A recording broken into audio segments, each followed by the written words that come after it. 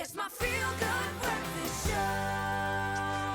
Welcome back. Thank you so much for joining us on, yes, a medically focused Tuesday, as we do. And today is a special one, especially for parents going through this journey right now and the little ones under their care. World Autism Awareness Day shines a light on autism as a growing global health crisis. Anyone in the midst of it will call it only that. And it's commemorated on the 2nd of April every single year, and with good reason, to raise awareness. And our activities surrounding the day help to increase and develop world knowledge of autism and stress the importance of early diagnosis and early intervention. There are ways to manage, but you need your tribe around you. And speaking of which, here to tell us more about autism is registered counsellor Sondre Adams and registered dietitian Zahn Solomon from the Cape Town Therapy Hub. And apparently they love each other. They work so well together. I would imagine you have to. Ladies, thank you so much for joining us.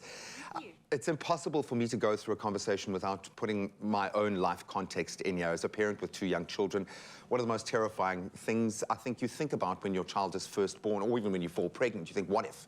Yeah. What if? Now you've got this journey has been laid out in front of you. The what if has been answered. It's going to happen. You've got to come to grips with where you are in the world. But maybe we can start, being Autism Awareness Day, to explain the condition, because I would imagine it sits within a spectrum that is very difficult to just paint with one brush. So either of you can weigh in, and I expect both of you are going to have a lot to say this morning. Yeah. But Zahn, maybe do you want to start there? How would you describe autism?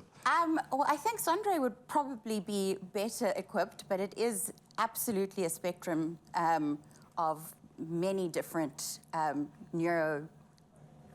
Yeah. She's going to take it. Yeah. See, the crack's starting to show already, you know. I'm a dietitian. Yeah, so autism spectrum, like we said, it's on a spectrum. And so you get mild conditions, and then you get kind of moderate, and then you get severe. So it's a neurodevelopmental disorder, which means basically your brain is just wired differently to the typical person, right? So the way you internalize and process information, whether it's sounds or touch, or even just the way you see the world is completely different. Exactly. I'm trying to kind of make it more understandable and use broad terms. But overall, it's just the way we process the world, which is different to the typical person.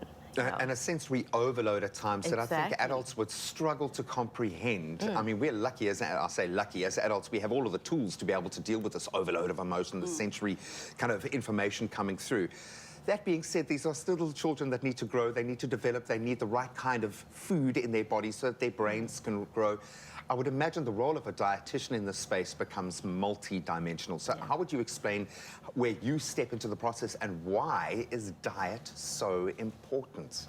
Well, many children or adults with neurodiversity or autism spectrum disorder present with food sensory aversions. So aversions to certain colors or textures or consistencies or smells or tastes. And that often leads to very selective picky eating, which very often presents in both adults and children as underweight or overweight, because there's generally not the right balance of things being eaten. The nutritional value.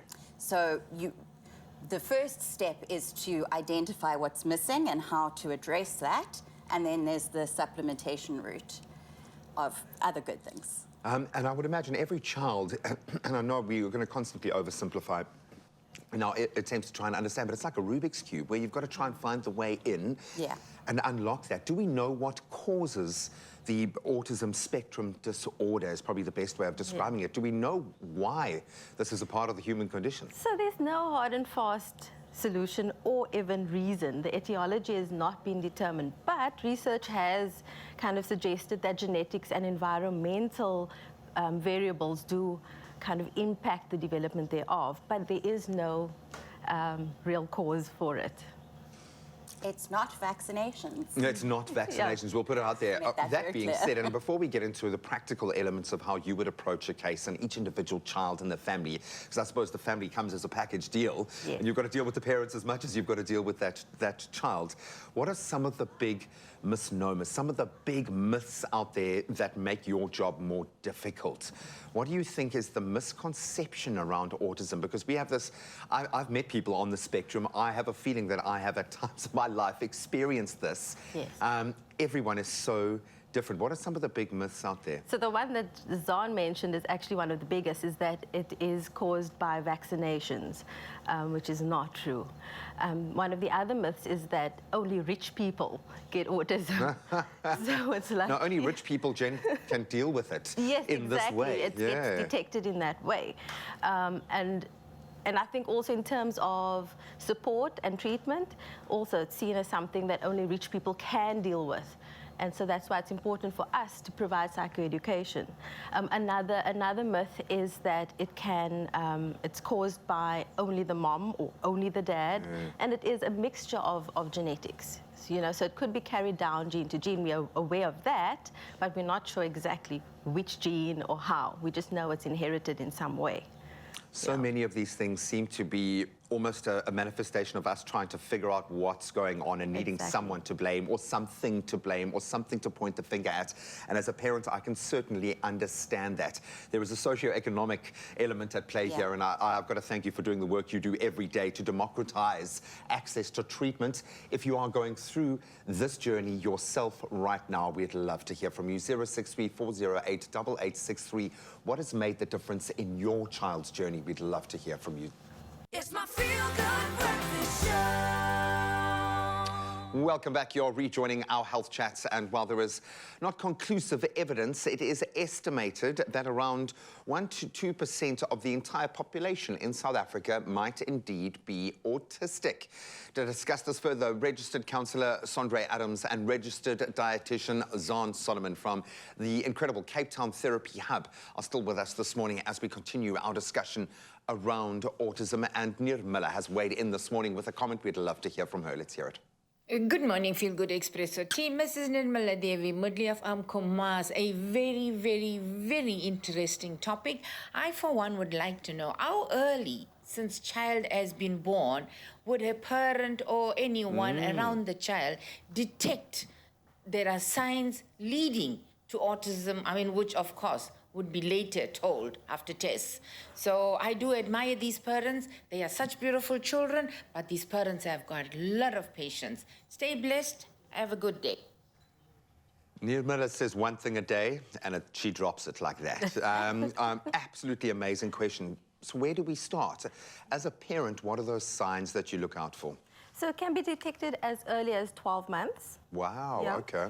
So we look at the developmental milestones, whether it's babbling or having social interactions with the parent, the mom. So delayed babbling, for example, or high-pitched voice when they are trying to babble, unusual to a 12-month-old. Between 12 and 18 months is when it can be detected.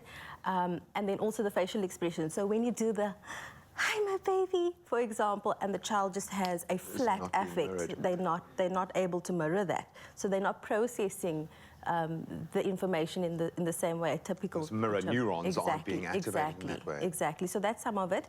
And then also unusual ways of playing with toys, lining them up all the time or constantly flipping. And I'm speaking now from children from 3 onwards, where that is a bit different.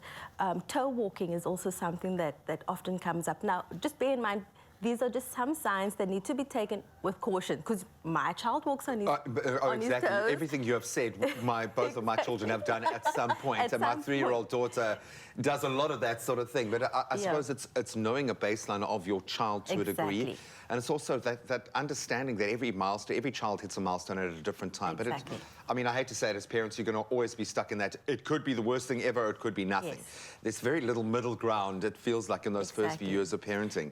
And like we said, it's on a spectrum. So sometimes it flies below the radar until they go to preschool. And then you start noticing these almost outbursts and meltdowns.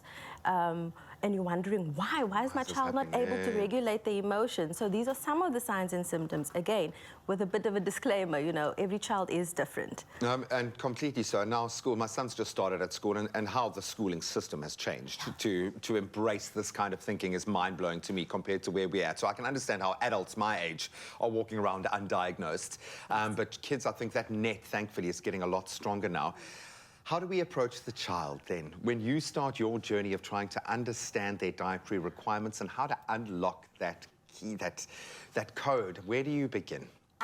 So I will typically speak to the parents first and have a session with them, and then do a quick clinical examination on the child to make it as low interaction as possible with the child, because it's more based on the parent and the occupational therapist and the child. So I just basically do a clinical examination to look at body weight and height and growth chart milestones. Get that health baseline. And looking for any clinical deficiencies that are pretty clear, like anemia or any vitamin or mineral deficiencies. But what I do with the parents is I get a whole background, the diet history, what are they eating, what are there sensory aversions, are there any sensory aversions, what won't they eat? And from that diet history, I am generally able to ascertain what's missing. And then comes the Rubik's Cube of, okay, this is what I want, and this is what the child has sensory aversions to. So how do we make sure that the child gets the correct nutrition? So, for example, proteins, if they don't like that meat texture. So are eggs a possibility? Are other, you know, how do we do it? So I always have short-term goals of, okay, so your child will eat this, so let's try and do a little bit more of this and a little bit less Small of wins, this. big wins. And then the long-term goal is where I would work with the occupational therapist and they do amazing things to look at food. To overcome the food aversions, to play with it. Very messy, but very good for the child. I have a feeling there are so many people, just as individuals, being triggered right now, because this does speak to the human condition. I think we all sit on the spectrum to some degree. Definitely. But take nothing away from what parents and children are experiencing at the extreme end of that scale. And we're going to talk about proactive steps that you can take right now in your life in our next section. We are talking about autism, World Autism Day, as a means of spreading awareness. And I think ultimately how we can get access to care like this is probably the most important element to promote. So if you can help, please do that. If you want to share any voice notes with us like Neil Miller, 063 408 8863, that is the number to use. It's my feel-good breakfast show. Welcome back. We are back with registered counsellor Sondre Adams and registered dietitian Zan Solomon from the Cape Town Therapy Hub, and wrapping up our discussion around autism this morning. In fact, it's estimated that worldwide about 1 in 100 children has autism. And according to the WHO, some well-controlled studies have, however, reported figures that are substantially higher. I think that is probably the biggest issue in South Africa, is a lack of diagnosis if you look at our socio-economic circumstance.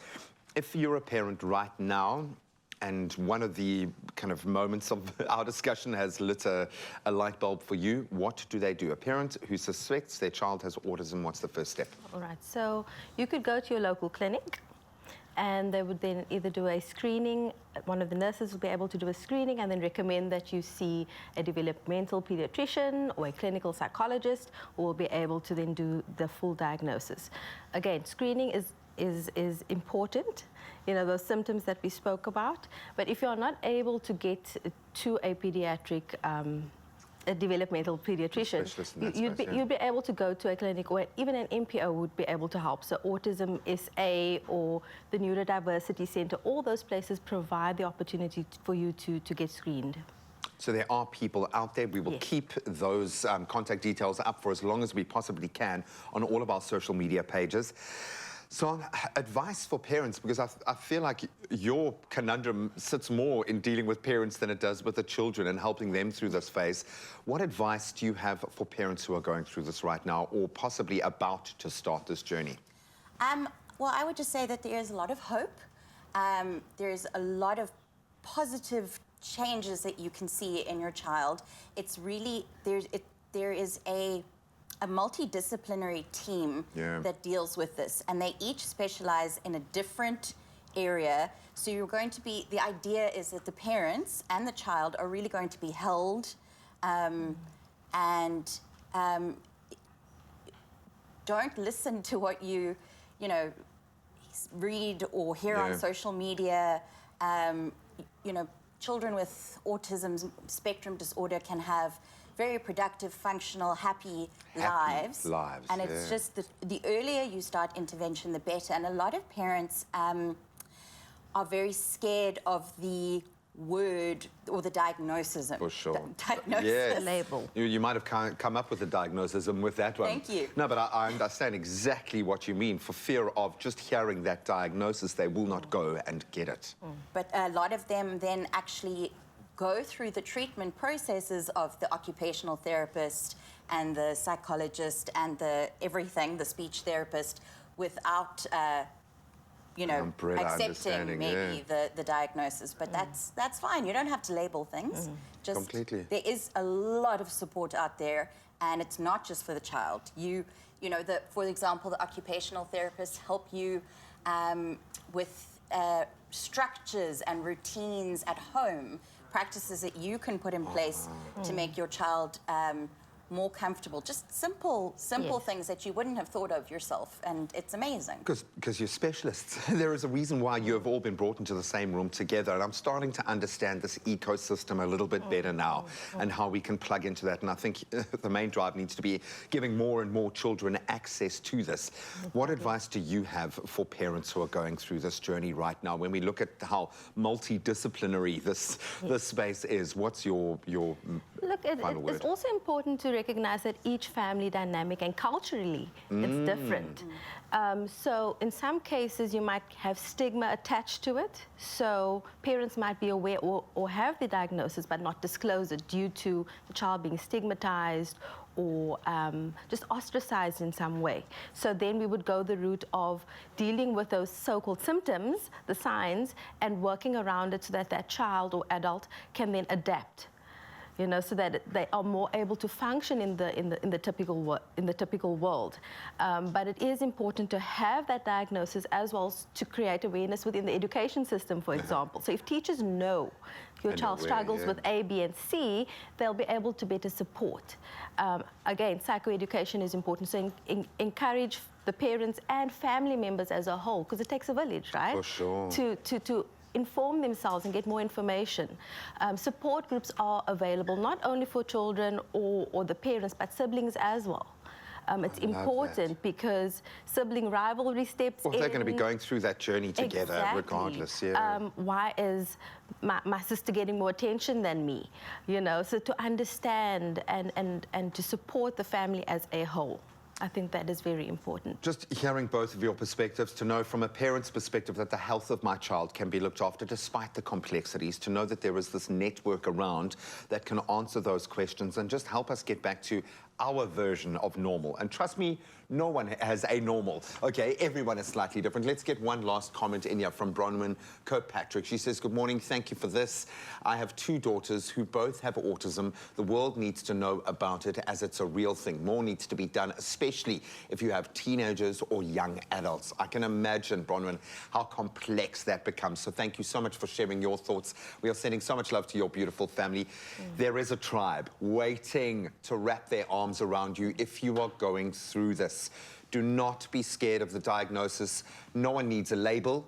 Just focus on your child and taking that first step and unlocking their potential, whatever that looks like. Ladies, thank you so much. You are amazing for what you do. Hopefully this has helped you just a little bit to understand this space a little bit better.